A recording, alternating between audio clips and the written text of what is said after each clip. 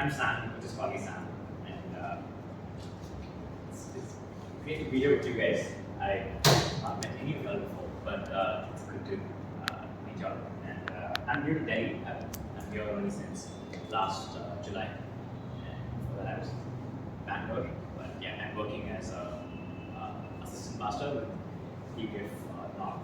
Okay, so that's about me. So today I thought we would look at how we specifically should deal wisely with money. Okay, how do we do well in our dealings with money? If I'm not mistaken, we all did a session on giving. Was that last week? Yes. Okay, recently, whenever. So we had a session on giving, and yeah, giving is a very important part of our Christian life, and also an important part of how we deal with money. But it's only a part of how we deal with money. Okay? One of the mistakes we can make is to think that as long as we get giving right, no matter what else we do with our money, it's fine. Like it has nothing to do with my faith or nothing to do with my discipleship. Right? But hopefully today I'll show you otherwise. And it's a journey of learning. It's a lifelong journey to learn to live wisely with money. So maybe this is just a step to get us thinking in the right direction. Now, let's please make this as interactive as possible. Okay. Where does our money go? What are the different things we spend money on? Food, clothes. What else? Travel. Travel as in everyday travel, or you mean vacation? Everyday travel. Okay, but vacationing is also there, right? Let's add that. Accommodation. Okay, I'll just put shelter. Okay, what else? Where does this money go? I'm not just talking about spending, but just outflow of money from your whatever pocket money or those of you are earning your salary or whatever. Where else does money go? Education. Education, okay. Fees. Okay. Netflix, yes. Entertainment.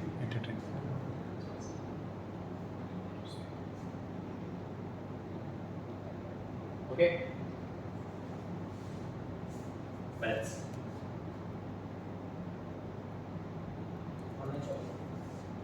Shopping. Okay.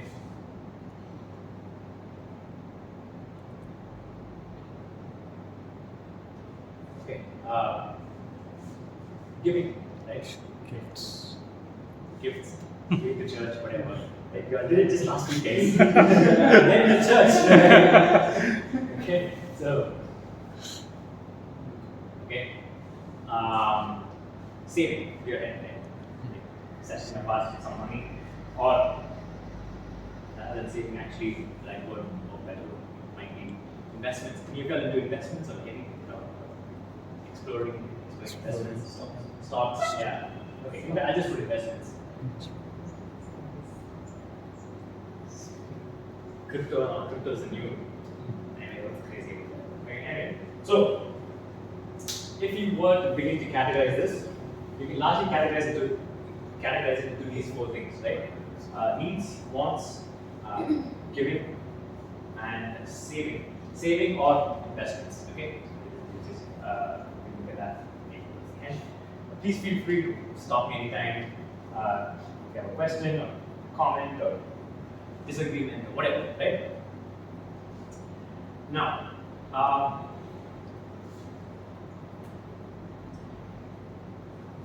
so income and expenses, ideally, they both match, right?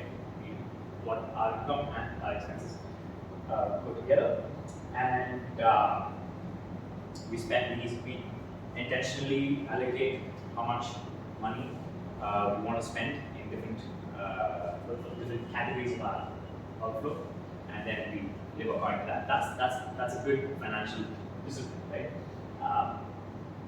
Now, usually you will hear something called a 50-30-20 rule, which is needs 50%, 30 on wants, wants, 20 on giving, but I've added, 20 on savings, but I added 10% on giving. That's our usual ballpark figure. But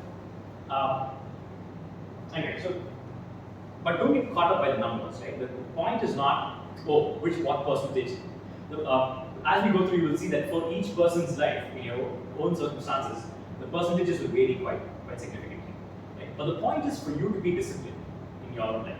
Okay? That's the point, and to have and to build that discipline. Okay? So let's forget about the numbers for now. Just keep this. And again, so for example, if you are living with your parents, your needs will be much less, right? Like shelter is taken care of, food is taken care of, and so you can spend your pocket money a little differently, right? Maybe you spend most of your pocket money on your wants, right? Probably. Or perhaps you could spend more on giving, right? You could maybe spend more on saving. The point is this, right? The total amount of money remains the same, but it's the way you split up within that, right? That's where we need wisdom, and that's where we need to think wisely as Christians and decide how do I do this, right? Another assumption might be like the greater your percentage of giving, the better Christian you are, right? If you give 90% away and manage everything else in 10%, then maybe I'm like super Christian.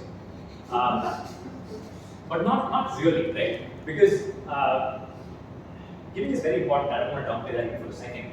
But we are called to live a sustainable, balanced life. And we're called to be wise in every area of our life. Okay?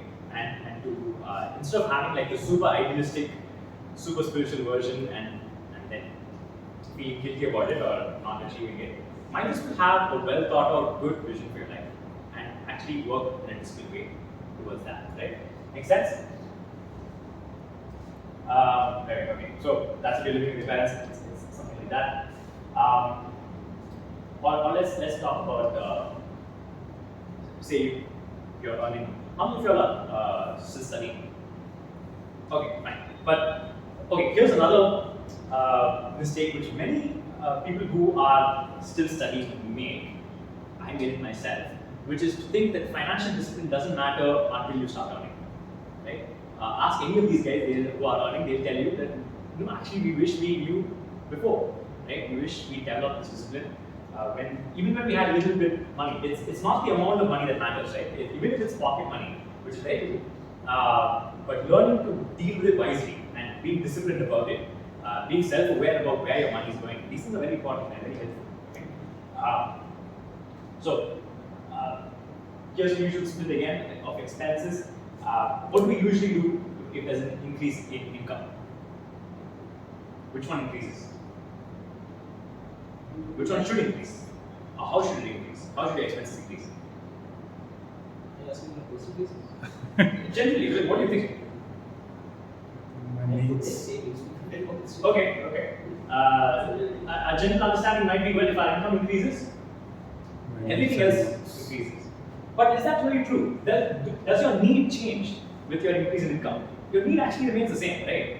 So you might as well keep the needs the same. Why is it that when you start earning more, suddenly your needs also increase? Right? There's no logical connection between the two. Your needs might vary. I'm not saying it won't. Like if your milestones in life, as milestones in life come and go, your needs will vary. I'm not denying that. But it's not connected to your income, right? So perhaps a better way to think would be to do what? To put it more in savings, and to give more, or to spend on something that you wanted but didn't have the funds before that. So being wise in all of life, right? That's part of being a disciple. Right? That's the point I want to make again and again. I hope you keep that in mind. What happens if your income suddenly increases, right? Goes very low. What should you do then? Perhaps what you will do is stop saving and then just cut down heavily. Again, your needs doesn't change. Your needs still remain, right? And so you be wise about that. And maybe it's okay even to cut down giving a little bit, right? If your income is really tight, maybe you can't do 10% every month. Maybe you do 25%. That's fine. But learn to live wisely according to our life circumstances, right? Now, so that's how we should live, right? That's how we should live. Now, what are the hindrances we face in trying to live like that? What is the problem in our lives, right? Where do we face challenges?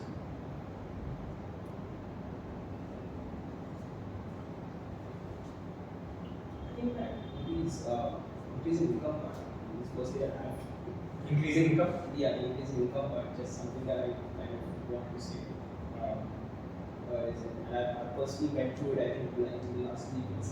Okay. Where I felt the need to buy an iPhone. Okay, right. And it's very ironical because I say, felt the need. Yeah. I don't need an iPhone. Yeah. My phone is perfectly fine. Yeah. But suddenly I feel like just to tie back to what you said about intentions, I feel like the moment income increases, or even it doesn't, right? It's just that temptation is out there that your line between needs and wants starts to muddle up. Yeah. And you think, oh, I need that thing. Yeah. Or I need that thing. Yeah. Or need.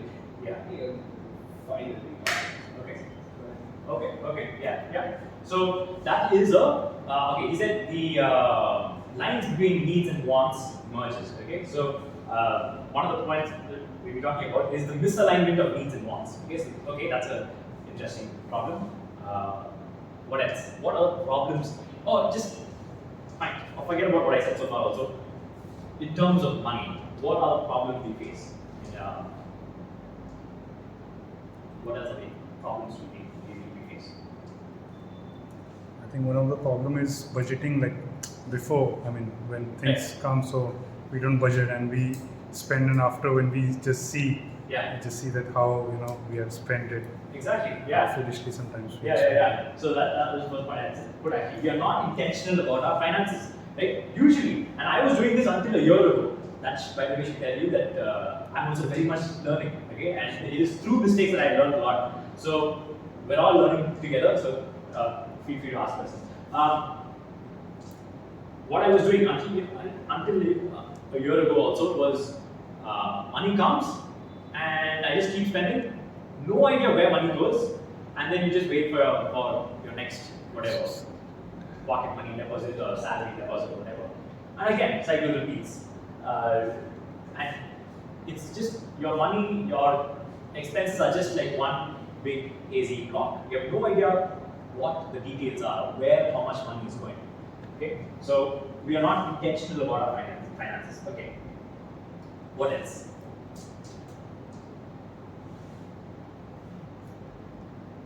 Okay, let me just put it.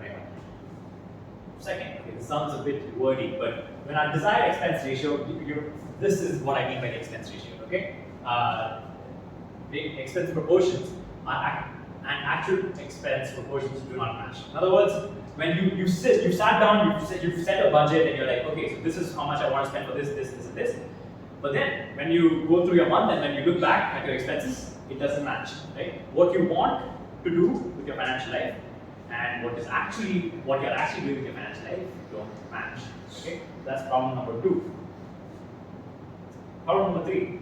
This is where we come to Stephen's problem. I mean, not Stephen's problem. It's all of our problem, but that's a problem when our needs and wants are not aligned. Okay, this is a big one. The 4th one is when our income is less than our desired expenses. Let's say you thought it through, your needs and wants are matched and everything, but still, sometimes, I mean, life is messy and sometimes our income is less than what you might really want, even as a good cycle, even after being wise about everything. Okay, so these are broadly, these are the 4 problems I can think of that we might face while dealing with money as disciples of Christ.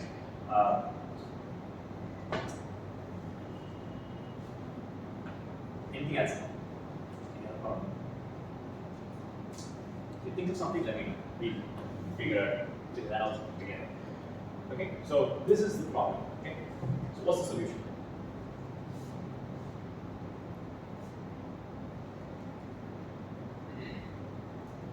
Planning, right? The solution for not being intentional is just be intentional. That's it. There's nothing more than that, I guess. It's begin with intention.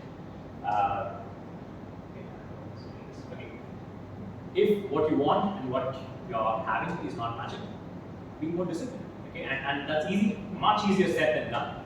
But to stick to a budget, if how many people actually budget?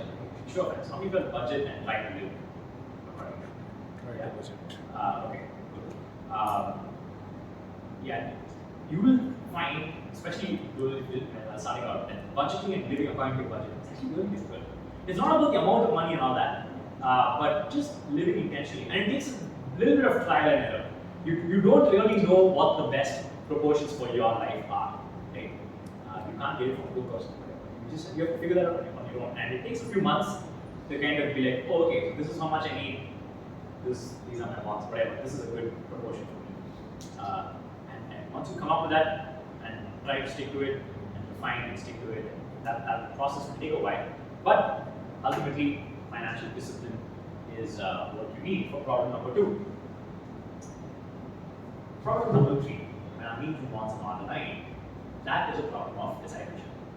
And what we need is the gospel. I know that sounds cliche, but we will try and deconstruct problem 3. Okay. Problem number 4 was the solution to get more money, become a drug dealer or something. Just kidding. Good. But that's the obvious solution, right? You need more money, get more money. But it's, I mean, you can't just get money, right? You could, if money just come on trees, you could do it, but there's something more that's required. We'll come back to that later. Okay. But what I want you to notice is that getting more money will only solve problem 4. Right? Most of the times we think our money problems will go away if we have unlimited money. Not true. Not true. Right? Only problem 4 will be solved if you had unlimited money. Think about that. Unlimited money, you're still left with 3 big problems. Okay? As disciples of Christ. Okay? These are part of being a disciple of Christ means your life becomes more complicated. Okay? You have to worry about things that it's much easier not to worry about.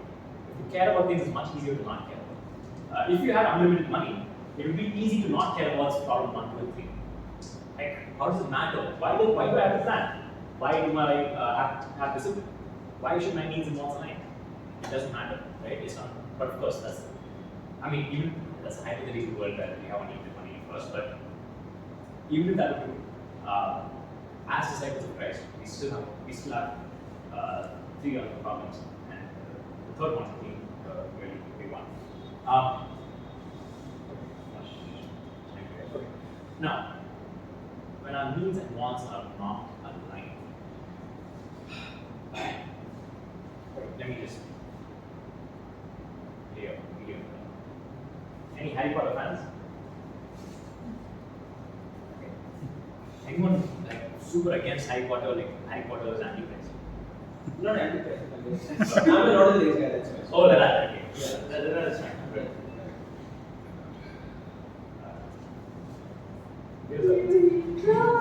The birthday boy. Happy birthday, son. Why don't you just cook the breakfast and try not to burn anything? Yes, Aunt Junior. I want everything to be perfect for my Dudley's special day. Yeah. Bring my coffee boy. Yes, Aunt Violet. Oh, that wonderful darling. How many are there? 36. Counted them myself. 36! Well, last year I had 37! Yeah, well, some of them are quite a bit bigger than last year. Look how big they are! No, this is what we're going to do. Is that when you go out, we're going to buy you 2 new presents. How's that, Pumpkin? Okay. Well, when you told me your name, I said, okay.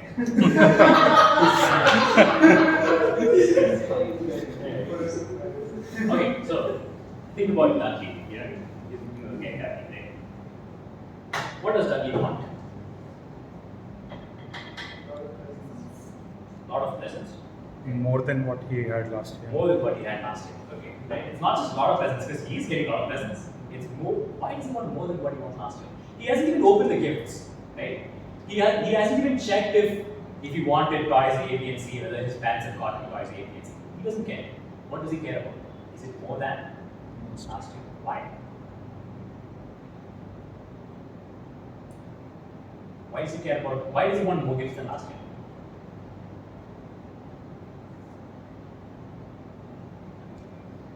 I think because just wanted to know, like last time when you were 37 years, just thinking, I mean, I'm going a level above. It's just the perennial problem of human greed, isn't it? Like, when you know that you're 37, like I have 40, I have 38, I have 39.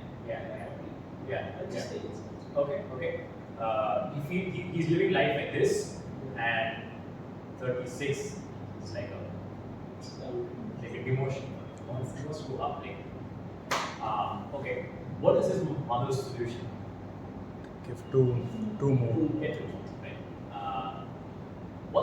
What does Dudley actually need in this situation? Like if you just saw this, and I'm trying to think a little bit broadly. What does Dudley need? Exactly. Exactly. He needs some good discipline, right? He needs a smack on his. What else? Okay, but that's good enough. What? It's a bit of a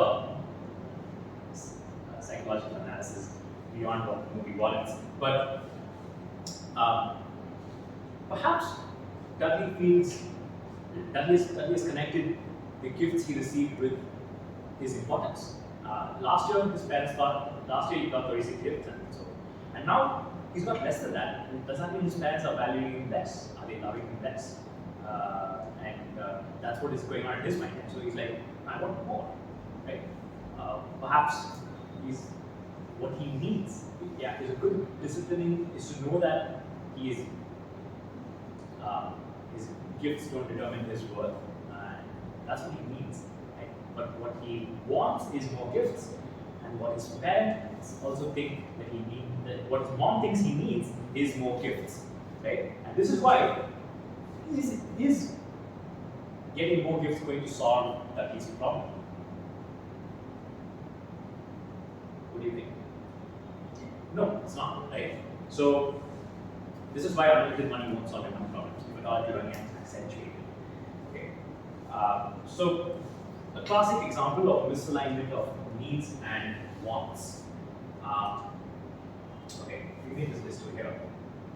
Which of these are needs and which of these are wants? Let's go. I'm just going to put up needs and NNW next to each. Entertainment, need or want? Want. Okay. Travel, need or want? Need. Need. Need, okay. Food, Need. clothes, Need. vacation, Want. okay. Shelter, Need. okay. Fees,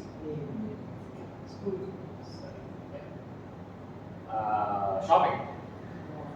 Want.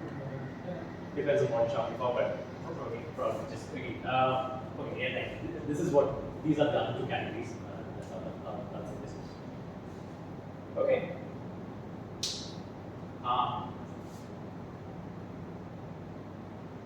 Is a smartphone a need or a want? It depends. What does it depend on? You have a Oh. Let's assume you don't have one. Is a smartphone a need or a want? Yeah, it's a need, right? Interesting. Okay, that's is a vacation a need or a want? Want. Yeah, it is a want. So what we mean by the needs over here are the bare essentials of life, right? For just basically survival. How many of you are familiar with Maslow's hierarchy of needs? Yeah. So when we mean needs over here, we're basically talking about the basic needs, right? That's what we label as needs. But take something like going out with your family to on a vacation, right? what does that do? It kind of helps your sense of belongingness, right? Which is a psychological need, right? So vacationing can also be a need, or at least having a sense of belongingness is definitely a need, right? Having yes, that's a need, and vacationing is one way to fulfill that need. So is vacationing a need or a want? That's a need. Huh? In that sense, it's a need. In that sense, it's a need, yeah. Shelter. If you're a single student living in Delhi, and if you stay in a mansion, is that mansion a need or a want? Okay, fine. It's shelter. Like shelter is really a need. Yeah, that you would be paying a significantly higher amount Exactly. than management. Right, right. The point is, you can actually do that kind of analysis for each of these. Like, is entertainment a need or a want? Do we need entertainment in life? Absolutely. Like life, what is life without entertainment? Yeah, so entertainment is definitely a need. There's something called too much. There's something called too much in all of this. There's also something called too less in all of this. And the challenge is to strike a balance. Okay. So this, let's go back to where? Let's go back to this nice, neat categorization that we did. Needs, wants, giving and saving. Giving and saving are a little more straightforward, but the problem with needs and wants is they really blend into each other quite a bit, and it's very difficult to separate one from the other. Well, actually, another way to think about wants is instead of calling them wants, we could call them non-urgent but important needs. Okay? If you think about vacationing, entertainment, or whatever, they usually tend to be non-urgent, right? And sometimes important as well. But the point is, understanding what we need and what we want. Sorry, understanding having an alignment between needs and wants is really important. Now, let's take the human body. The human body needs nutrition, right? It needs nutrition. But sometimes you have a craving for like ice cream, like 2 a.m. and then you order on Swiggy and the rest of the life and come eat space. So, what your body needs is nutrition, but what it wants is junk. And if you give your body what it wants, your body gets what it wants, but doesn't get what it needs. Yes or no? Doesn't get what it needs. Yes. Okay.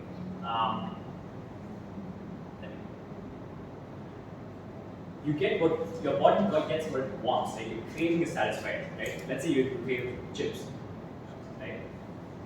And so you eat chips. But does chips really give you nutrition? Right? No, not exactly. It does give you some nutrition, sure, but it doesn't really give you what your body really needs, right? So that again, a misalignment of needs and wants. This is where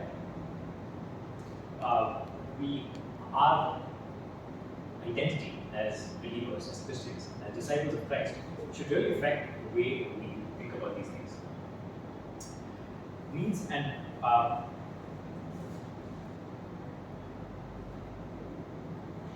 there's a popular false teaching called the prosperity gospel. You are familiar with that. What does it say? What does the prosperity gospel say? That when you follow Christ, when you get blessings, when you blessings. Yeah. So basically, yeah. So in our list of 4 problems, the last problem was less income, right? Less income than what you genuinely need. And prosperity gospel would say the gospel solves the 4th problem here and now, right? If you follow Christ, God will ensure that you have what you're blessed and eating. Now, does God bless you materially? Sure, He does. And according to His own sovereignty and grace, he blesses different people differently. But it's not a guarantee, it's not an assurance, right? But what is an assurance is as we grow in our journey of discipleship, our needs and wants will get aligned a lot better in life, just generally in life. Okay? So, when we need a sense of belonging, we will learn to seek that in the right place instead of going on a shopping spree. A friend of mine who shops quite a bit, I asked her, why do you shop so much? And her answer was incredible. She said she shops online, she's shopping online, and she said, when I shop online, when I order something online, it gives me something to look forward to. Like 3 days later, there's a package that I passed, a gift arriving for me. I can wait, I have something to look forward to, right? So, what was she really wanting in life? She was wanting a sense of hope, something to look forward to, some excitement in life. And she was seeking it out by shopping, by ordering things. And even if those were things that she really needed, that's not the point. The point is she's shopping because she has something to look forward to. And the minute it comes and you unpack it and you've seen it, that's it, over. The thrill is over. Now you have to get something else, right? So when you need hope, when you need excitement in life, where should we really go? Well, at least we know that shopping should be such a place. Shopping is not meant to fulfill that kind of need, right? And we were having this discussion also in our church a while ago, and I was asking this question, and it was, people's answers were quite amazing. Someone said, when I had, there was another girl, sorry, I don't mean Italian girls, it's as much a guy problem as it's a human problem. But this girl said, if I've done my exam badly, then I feel like going to a spa or getting a haircut or doing something like that. But okay, you screwed up an exam. What do you need? You need encouragement. You need some kind of, or maybe you need some discipline. I don't know, whatever. It depends on how you guys imagine. But what's not going to solve the problem is you going and changing your hairstyle. Like it's just not going to solve the problem, right? But we learn to, because our needs and wants are misaligned, we go after things that we don't really need. Right? That's one. But what's equally a big problem is we don't go after things that we actually really do need. Right? If we really do need encouragement, we should go seek that out. Perhaps in a Christian community, church, or friend, or mentor, or someone. Right? Find encouragement there, right? Instead of trying to satisfy that craving through some other way, which doesn't satisfy, which is not going to satisfy. Right? So, to think deeply about what we really need and where to find what we need, that is a huge challenge, and that is the challenge of discipleship. Right? As we grow in our discipleship, as we become followers of Christ, we will constantly be, we have to be aware of the way we spend money and the things we go after, the things we crave. And we have to ask ourselves, why am I craving this? Why am I wanting this? Is it because of something do I really need it? Or am I trying to satisfy some other deeper longing through this? Okay?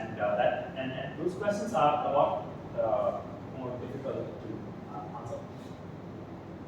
So let's go back to our solutions page.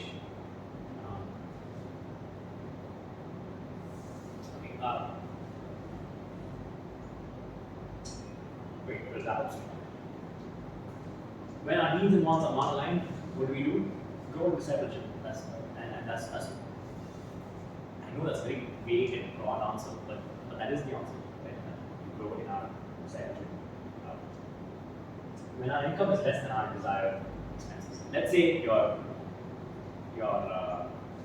needs and wants are perfectly aligned, you're disciplined perfectly, and you've also planned everything well, but still your income is less than what you think you need to live a good life. And that can happen. Right? We live in a fallen world, not everything is perfect, and so that can happen, and that means we might miss out on something that would really be good or nice for us to have. Right? that's the tragedy of living in a fallen world, right? So how do we deal with that? How do we deal with that? One is hope, right? To remember that this world is, or this age is not the end, and that there is an age to come when Christ will return and set the whole world to right, and at that time, everyone will have sufficient, more than sufficient, right? So to have hope, we and patiently and hopefully wait and recognize that we're living in a fallen world, right? So that's the second one. Have perspective, right? Sure, there might be some things in life that really nice things that we might have to miss out on because we could never afford it. Okay? If let's say someone is really good at playing the keyboard, the piano, right? But they can't afford a good piano. Maybe they just afford a cheap keyboard, and all their musical skills will be confined to that keyboard. Maybe this person is such a brilliant musician that actually he deserves a grand piano, but he's not going to get it because of his financial situation. Okay?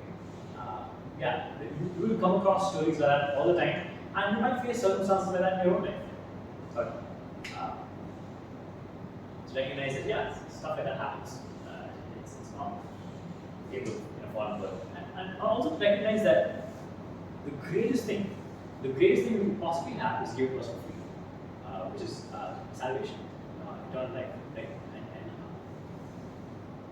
being invited to be part of God's family. If we have that, what else possibly matters, right?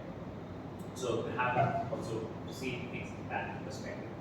Now there are three other things that I think will be helpful for all four problems in general. One is self-awareness. Right? Self-awareness is also one of those things that is really nice to have, but very difficult to develop. But to really be aware of why you crave the things you crave, why do you want the things you want, where is your money going? These are questions of self-awareness, right? And questions of and having more self-awareness is helpful for all problems. Second one is community, right? The people we surround ourselves with, right? If everyone around us are buying an iPhone, we will feel the need to buy an iPhone. I don't mean because, but just generally. Right? So one of the things about church is a community of all kinds of people, of different socioeconomic backgrounds, of different stages in life, and everyone come together, right? And that's the beauty of the church community. And so to surround ourselves with such a community, and the only thing that brings us together is Christ. Right? We are one in Christ. So community plays a big role in many ways. If people around us are intentional with their finances, then we will also probably be intentional. If people around us are more disciplined with finances, we will probably also be nudged to be more disciplined. If the needs and wants of people around us are aligned better, then we will also invite that, right? So we learn a lot from the community. And when our income is less than our desired expenses, this is Acts 4:34. Can someone? Sorry, we haven't opened the Bible all day. This is when the new community of Christ followers was formed, right? This is the beginning of the book of Acts, Acts 4:34.